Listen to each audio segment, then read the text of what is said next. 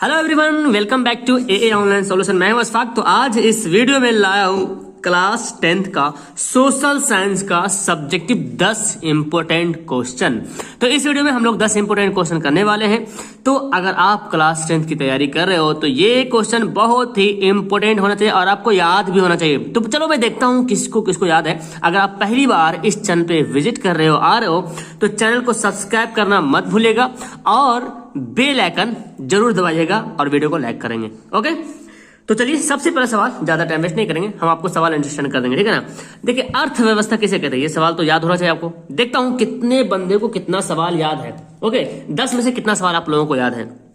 अर्थव्यवस्था कहते हैं किसको? देखिए, अर्थव्यवस्था एक ऐसा तंत्र है या ढांचा है, एक क्या है, तंत्र है या ढांचा है, जिसके अंतर्गत क्या होता है, विभिन्न प्रकार की आर्थिक क्रियाएं संपादित की जाती है।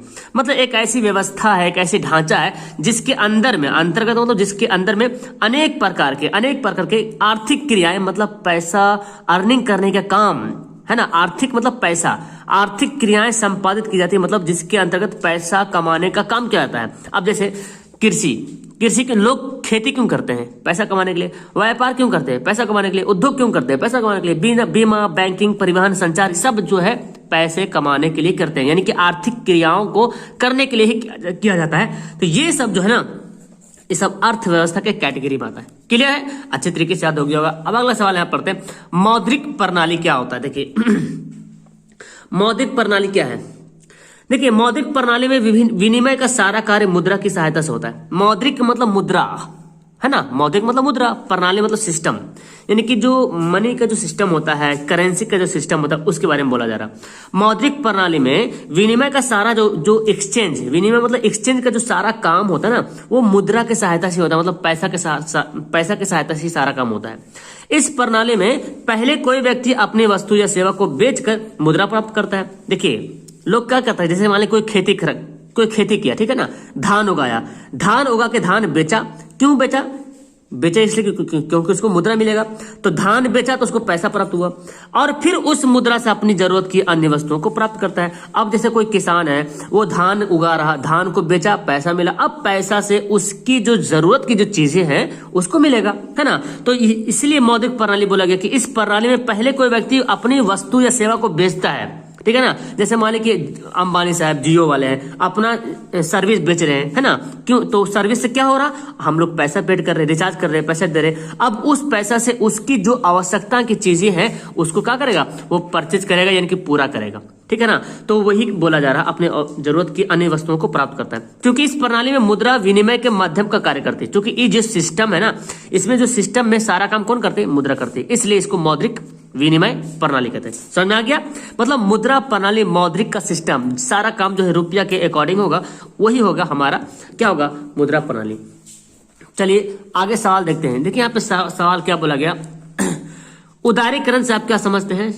और या तो फिर सवाल ऐसे पूछ सकता कि उदारीकरण को परिभाषित करें। देखिए, उदारीकरण का अर्थ होता है सरकार द्वारा लगाए गए सभी अनावश्यक नियंत्रणों तथा प्रतिबंधों, जैसे लाइसेंस, कोटा आदि को हटाना। उदारीकरण का मतलब हो गया कि जो सरकार ने जो प्रतिबंध लगा, अनावश्यक नियंत्रण, जो जरूरत नहीं है उसको भी नियंत्रण कर रहा, प्रतिबंध कर रहा, जैसे लाइसेंस, कोटा। जैसे कोटा समझ रहे हैं, जैसे आरक्षण हो गया, किसी को आरक्षण पसंद नहीं है तो ये अगर इसको खत्म करना, इसको हटाना क्या कहलाएगा? उदारीकरण कहलाएगा। मतलब सरकार ने जो नियम बनाया है, जैसे कि लाइसेंस वाला नियम हो गया, बहुत चीज पे लाइसेंस होता है, कोटा हो गया, इस चीज में इतना कोटा भाई, ओबीसी इतना जाएगा, जनरल इतना जाएगा, है ना, जो होता ना आरक्षण वाला नियम है, वही होता कोटा। तो इसको अगर हटा दिया जाए तो ये हमारा क्या कहलाएगा? उदारीकरण कहलाएगा। आर्थिक सुधारों के अंतर्गत भारत सरकार ने 1991 में उदारीकरण की नीति अपनाई थी, 1991 में। चलिए आगे सवाल पढ़ते हैं। ये सवाल भी अपने आप में बहुत ही वैल्यूबल होता है। सवाल पूछा भी गया, आउटसोर्सिंग यानी कि बाह्य स्रोत को परिभाषित करें, या बाह्य स्रोत क्या है, बाह्य स्रोत से क्या समझते हैं, आउटसोर्सिंग से आप क्या समझते हैं, ठीक है ना। देखिए इसका आंसर, जब बहुराष्ट्रीय कंपनियां, समझ में आ रहा है ना, बहुराष्ट्रीय कंपनी किसको बोलते हैं? वैसी कंपनी जो अपनी सेवा, अपनी जो बिजनेस है, अपना जो व्यापार है, अपने देश के अलावा किसी और दूसरे देश में भी करता है, तो उस टाइप की कंपनी को बोलेंगे बहुराष्ट्रीय कंपनी, मतलब मल्टीनेशनल कंपनी, ठीक है ना।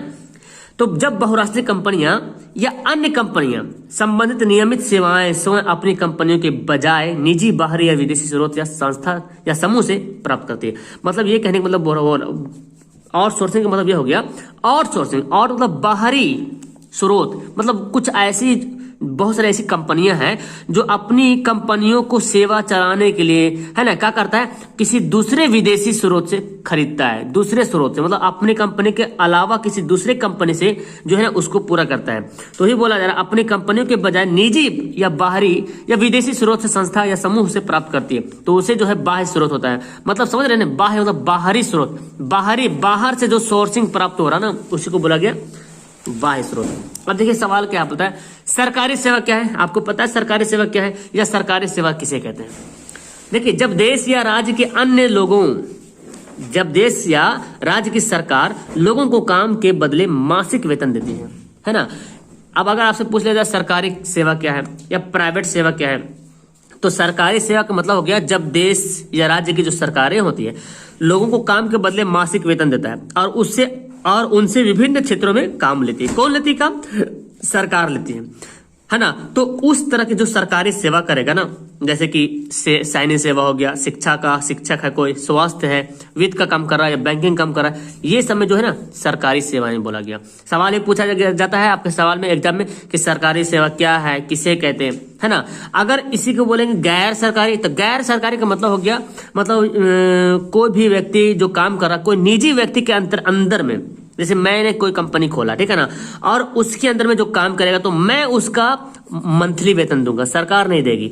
लेकिन जो सरकारी सेवा होगा उसको गवर्नमेंट देगी पैसा, उसका सैलरी, चाहे सेना हो, चाहे शिक्षक हो, चाहे स्वास्थ्य हो, चाहे बैंकिंग हो, चाहे परिवहन हो, जो भी सरकार के काम जो है ना, जो सरकार का काम करती है सरकार उसको पैसा देती है। तो सरकार का काम करना एज ए सरकारी सेवा, अगर प्राइवेट काम करता तो प्राइवेट वाला हो जाएगा, ठीक, यानी कि गैर सरकारी।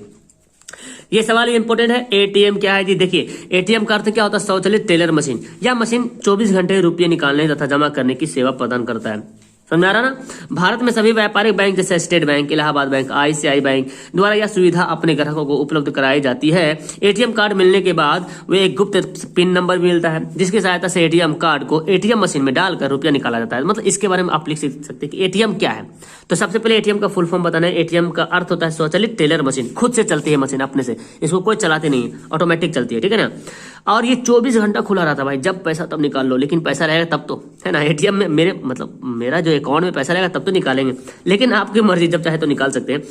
तो ये सब जैसे कि स्टेट बैंक, इलाहाबाद बैंक, आप यहाँ पे कोई भी बैंक लिख सकते हैं। अपने ग्राहकों को सुविधा उपलब्ध करने के लिए क्या किया? एटीएम कार्ड दे दिया ताकि लाइन ना लगे पड़े, आराम से निकाल ले पैसा जब मर्जी तब, है ना। चलिए इतना सवाल तो हो गया, 4 सवाल और बाकी रह गया है। और इस जिस सवाल के बारे में आपसे डिस्कस कर रहा था अभी थोड़ा सा पहले, और वो सवाल आपके सामने हाजिर हो गया है। मैं अभी बता ही रहा था कि बहुराष्ट्र कंपनियां किसे कहते हैं। सवाल भी आपके नजरों के सामने दिख रहा होगा। बहुराष्ट्र कंपनी किसे कहते हैं? देखिए बहुराष्ट्र कंपनी यानी कि मल्टी नेशनल कंपनी वह है जो एक से अधिक देशों में उत्पादक पर नियंत्रण व स्वामित्व रखती है। मतलब कि जैसे कि कोई देश है, जैसे टाटा भारत की कंपनी है, लेकिन टाटा के जो ब्रांचेस है, टाटा जो है भारत के अलावा लगभग 50 से प्लस देशों में अपना बिजनेस कर रहा है ना। वहां के जो उत्पादक हो रहा है उसको कंट्रोल कर रहा है, नियामक कर रहा है, खुद उसका मालिक है। तो जैसे यहाँ पे फोर्ड मोटर्स हो गया, जैसे फोर्ड मोटर्स बाहरी कंपनी, इंडिया में भी गाड़ी चलती है। सैमसंग देखते हैं बाहरी कंपनी है, लेकिन भारत में भी सैमसंग मोबाइल बनती है। तो सैमसंग मोबाइल जो बनती है तो उसका सामान जो आता है इसी से आता है, लेकिन उत्पादन कहाँ हो रहा? भारत में हो रहा, लेकिन है कंपनी कहाँ के? बाहर की कंपनी है। तो ये सब सैमसंग हो गया, कोका कोला, नोकिया, इसके अलावा आप लगा सकते हैं टाटा, डाबर, सब बहुराष्ट्र कंपनी है। बहुराष्ट्र कंपनियां उत्पादन लागत में कमी करने एवं अधिक लाभ कमाने के उद्देश्य से अन्य जगहों या देशों में उत्पादन के लिए कारखाना स्थापित करती है। जैसे कि मान लीजिए सैमसंग है, सैमसंग अपने देश में अगर कंपनी सामान को बनाती है और बना करके इंडिया लेकर आती है तो वो सामान काफी महंगा हो जाएगा फिर, है ना। इसीलिए क्या करता है ना, सामान को वहां से ला करके इसको प्रोवाइड करता है और इंडिया में ये बनता है ना। इंडिया में इसको मैन्युफैक्चर किया जाता है, तब जाके वो सस्ता होता है, तो ग्राहक को फायदा होता है, तब तो हम लोग चला पाते हैं यहाँ पे मोबाइल, है ना। तो यही काम है कि बहुराष्ट्रीय कंपनियां जो होता है उत्पादन लागत में कमी करने के लिए, उत्पादन की लागत में कम हो जाए ताकि कम कीमत में ग्राहक को मिल जाए और अधिक मात्रा में लाभ कमाए। देखिए पैसा कम, लागत कमी और फायदा ज्यादा है। अब जाहिर सी बात, अगर वहीं से अपने सैमसंग कंपनी अपने घर से, अपने ही देश से बना करके पूरा फिक्स करके लाके बेचेगा तो कोई खरीदेगा? कोई नहीं खरीदेगा, 1 रुपया उसको लाभ भी नहीं होगा।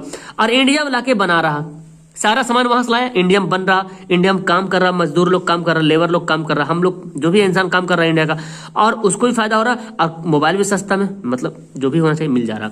जहां सस्ते उन्हें सस्ता पर श्रम, सस्ता कच्चा माल मिलता है, वो वहां पे करता है। ठीक है ना। मेरे ख्याल से सवाल तो समझ में आ गया होगा, आपको याद भी हो गया। प्रति व्यक्ति आय किसको कहते हैं, याद होना चाहिए। राष्ट्रीय आय में देश की कुल जनसंख्या से भाग देने पर जो भागफल आता है उसको प्रति व्यक्ति आय कहते हैं। सिंपल सी बात है, जो राष्ट्र का जो आय है, जो भारत के यानी कि जो नेशनल इनकम है ना, उस नेशनल इनकम में देश की जितनी जनसंख्या है, जितनी पॉपुलेशन है, उससे डिवाइड कर देंगे, भाग दे देंगे, तो जो हमारा भागफल प्राप्त होगा उसको क्या बोलेंगे, प्रति व्यक्ति आय कहेंगे। इसका आकलन आप इस तरह से कर सकते हैं, फॉर्मूला होता है जी प्रति व्यक्ति आय का कि राष्ट्रीय आय बटे देश की कुल जनसंख्या। क्लियर है। अब यहाँ पे सवाल आ गया, वस्तु विनिमय प्रणाली क्या है। अभी तो आपने पढ़ रहा मौद्रिक प्रणाली। मौद्रिक प्रणाली में मुद्रा का एक्सचेंज हो रहा था, पैसा है ना, पैसों का काम हो रहा था, लेकिन यहाँ पे वस्तुओं का काम होगा। वस्तु विनिमय प्रणाली मतलब वस्तु को लेन देन करना। देखिए, वस्तु विनिमय प्रणाली उस प्रणाली को कहते हैं जिसमें एक वस्तु के बदले दूसरी वस्तु का आदान प्रदान किया जाता है। समझ आ रहा ना। मतलब जैसे मुद्रा प्रणाली में क्या हो रहा था, हम पैसा दे रहे थे भाई, वो हमको सामान दे रहा था, है ना, हम पैसा दिए वो सामान दिए। लेकिन वस्तु प्रणाली में हम वस्तु दिए तो दूसरा वस्तु मिलेगा। यानी कि अभी भी गांव में देखने को मिलता है कि अगर आप धान खरीदना चाहते हैं तो गेहूं दीजिए, धान लीजिए, या आटा खरीदने गए तो चावल दीजिए, आटा देगा। ऐसे अभी भी बहुत गांव में होता है, पुराने रिवाज चलता है। ठीक है ना। लेकिन अब धीरे धीरे खत्म, पैसा जो है ज्यादा प्रणाली में आ गया। ठीक है ना। तो बोलता क्या है, वस्तु के बदले दूसरी वस्तु का आदान प्रदान होता है। दूसरे शब्दों में हम कह सकते हैं किसी एक वस्तु का किसी दूसरी वस्तु के साथ बिना मुद्रा के प्रत्यय रूप से लेन देन वस्तु विनिमय प्रणाली होता है। मतलब वस्तु के बदले वस्तु। जैसे मैंने आपको ये मोबाइल दे दिया, आप हमको क्या दीजिएगा, कुछ नहीं दीजिएगा। मतलब ये है कि मैंने आपको एक कलम दिया, आपने मुझे एक कॉपी दिया। ये क्या हो गया, पैसा का कोई यहाँ पे यूज नहीं हुआ। कलम दिए, कॉपी दिए, कलम दिया, कॉपी लिया, तो क्या हो रहा है, ये वस्तु से वस्तु एक्सचेंज हो रहा।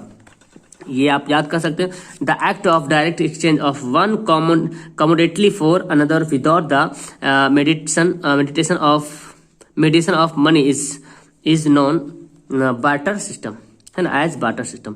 तो उदाहरण गेहूं से चावल, इस तरह से आप दे सकते हैं। और आखिरी सवाल, उम्मीद है कि ये सब सवाल भी आपको याद होगा। ये सवाल आखिरी बन जाता है आपके एग्जाम के लिए। ठीक है ना। बस मैं यहीं तक लाऊंगा अभी फिलहाल। अभी तक ये 11 मत देखो, तुम इसको देखो। ठीक है ना। देखिए, आर्थिक आधारभूत संरचना का अर्थ क्या है, महत्व क्या है, इसको बताइए। देखिए, सवाल आता है आर्थिक आधारभूत संरचना, मतलब कि इसका मतलब समझिए तो आराम से समझा जाए। आर्थिक मतलब मैंने क्या बोला, आर्थिक के मतलब मैंने क्या समझाया कि आर्थिक मतलब पैसा वाला काम, आधारभूत संरचना मतलब इसका बेस। तो देखिए, आर्थिक आधारभूत संरचना से तात्पर्य उन सुविधाओं और सेवाओं से है जो देश के आर्थिक विकास के स्तंभ होते हैं। समझ में आ रहा ना। तो आर्थिक और एक गैर आर्थिक भी होता है, एक आर्थिक एक गैर आर्थिक। तो यहाँ पे आपसे आर्थिक विकास, आर्थिक आधारभूत संरचना के बारे में बोला गया। ठीक है ना। तो आर्थिक आधारभूत संरचना के मतलब क्या हुआ ना, एक ऐसी सुविधा हो या सेवा हो जो देश का इनकम जो है, जो देश का इकोनॉमिक जो है आर्थिक विकास के स्तंभ हो, एक पिलर के जैसा काम करे। जैसे वित्त हो गया, ऊर्जा हो गया, यातायात हो गया, संचार हो गया, शिक्षा, स्वास्थ्य, नागरिक सेवाएं, ये सब क्या है, आर्थिक आधारभूत की संरचनाएं हैं। तो मेरे ख्याल से 10 क्वेश्चन आपके लिए काफी है। देखते हैं आज आप लोगों का कितना सवाल याद है, मुझे कमेंट करके जरूर बताएंगे सर आपको मुझे कितना याद है ना। और कैसे लगी आपको ये वीडियो, आपको कितना सवाल याद था। अगर याद नहीं है तो नोट कर लो कॉपी में और याद कर लो। ठीक है ना। सवाल आना या ना आना ये तो बात की बात है, लेकिन आपको याद करना भी, वो कहते हैं ना कि हम मेरी किस्मत में ना हो तो हम नहीं हो तो हम ना पढ़ें, गलत बात है ना। अगर हम मेहनत भी ना करें ये गलत बात है। तो आप सवाल ये मत सोचिए सवाल आएगा कि नहीं आएगा, आप याद कीजिए। लेकिन अगर आ गया, आपने याद नहीं किया और सवाल आ गया तो क्या करेंगे, अपने पैर पे कुल्हाड़ी तो नहीं मारेंगे ना। तो अभी से रेडी हो जाओ और जो भी सवाल इंपॉर्टेंट लगे आपको, मैं बता रहा हूँ, आपको भी खुद लगे तो उसको याद करते जाओ। ठीक है ना। That's all. वीडियो क्लास करते हैं। तो अभी तक जिन्होंने कंजूस मक्खी चूस बन लिया होगा तो खैर इसको खत्म करो, वीडियो को लाइक करो, दोस्तों को शेयर करो। मिलता हूँ नेक्स्ट वीडियो में। That's all. Thank you everyone, bye bye.